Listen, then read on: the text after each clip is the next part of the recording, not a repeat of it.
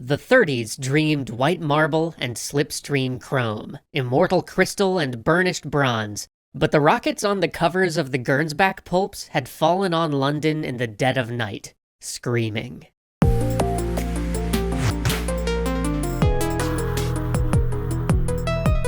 The Gernsback Continuum is William Gibson's first great story of alienation. Named after Hugo Gernsback, the fellow who the Hugo Awards are named after, and an individual who will certainly be getting his own episode someday, the Gernsback Continuum is about a photographer who is hired to photograph the crumbling remains of that 30s Art Deco world of the future architecture that was once so common in America. You know, those UFO-like gas stations that you sometimes still find on empty stretches of highway? Or those older movie theaters which are all neon and extraneous flanges and spires rising toward space. But as he starts photographing these relics of a nearly forgotten past, he starts to see these great 12-engine planes and 20-lane highways, elements of an America that never was. He sees people with flying cars and food pills, shining cities 10,000 feet tall. He sees the future as we imagined it in the 30s, the future that Hugo Gernsback showed us in Amazing Stories.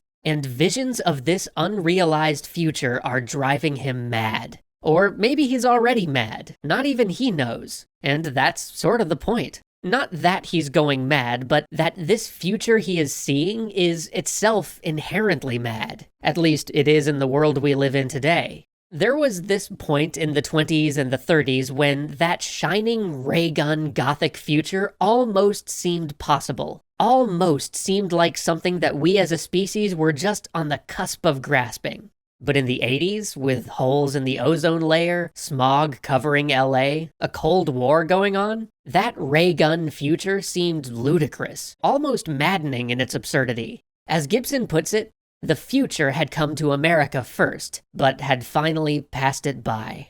And yet, that is where so much of science fiction still lived, stuck in that streamlined modern future. The Gernsback Continuum has always struck me as being about Gibson, seeing the sci-fi world of the late 70s and being driven mad, wondering if he was the only one who saw what he saw in the world around him, the only one demanding that science fiction leave those maddeningly fantastical shining cities and come back home to real America, where things weren't so clean or simple or pristine. And here is where we get back to that radical alienation that we talked about before. Not only is the character in Gibson's story isolated, alone, choosing to break off from fashionable hip society, but they're also isolated and alienated from the strange world that they're beginning to see. There's no place for them to belong in the present, but there's no place for them in this idealized, sterile future either.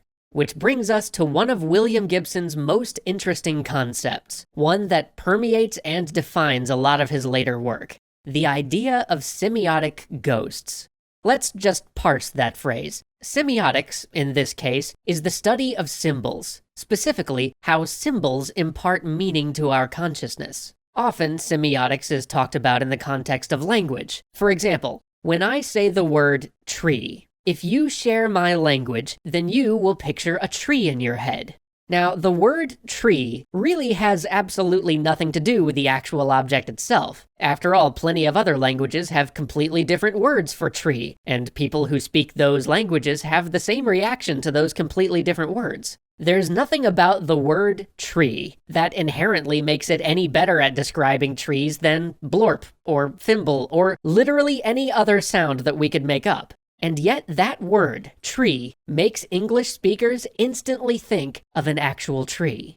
How do we do that? How do we take a symbol and make it mean more in our brain? But the science of semiotics goes beyond just spoken or written language. Semiotics incorporates anything that serves as a symbol to us. And it is this that William Gibson is talking about when he refers to semiotic ghosts. Semiotic ghosts are symbols that linger in the collective subconscious. They are ideas that were diffused through our society once upon a time, and which now, for most people, serve as some small piece of how we understand the world. This is a web of pop culture, urban legends, religious beliefs, myths, and stories. But in Gibson's view, sometimes one of these symbols will come to the fore. We'll be collectively haunted by one of these semiotic ghosts, to the point that it's no longer just part of the background noise of how we understand the world, but something that has become real to us. The Gernsback Continuum raises this question. Why do so many alien abductees describe their captors as gray men with large heads?